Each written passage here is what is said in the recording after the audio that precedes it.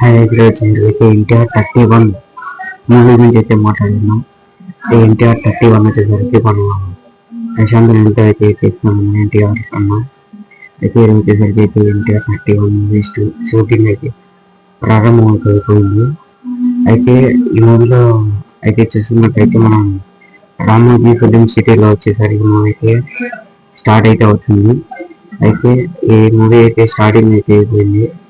అయితే ఈ మూవీ పోస్టర్లో ఈరోజు అయితే రీసెంట్గా ఒక పోస్టర్ అయితే రిలీజ్ కావడం జరిగింది. ఈ పోస్టర్లో చూసుకున్నట్లయితే మనం మొత్తానికి ప్రశాంత్ రెడ్డి గారు అయితే ఉన్నారు. ముందర మనకు జనం అయితే ప్రజలు కనిపిస్తూ ఉన్నారు.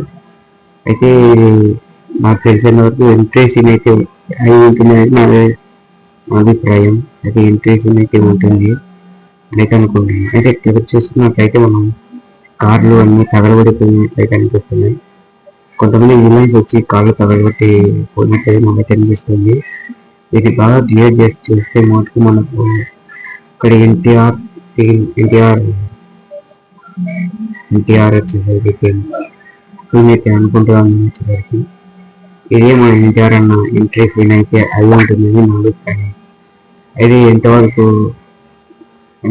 నిజమంటున్నాను అయితే మీరైతే నా అభిప్రాయం మాత్రమే.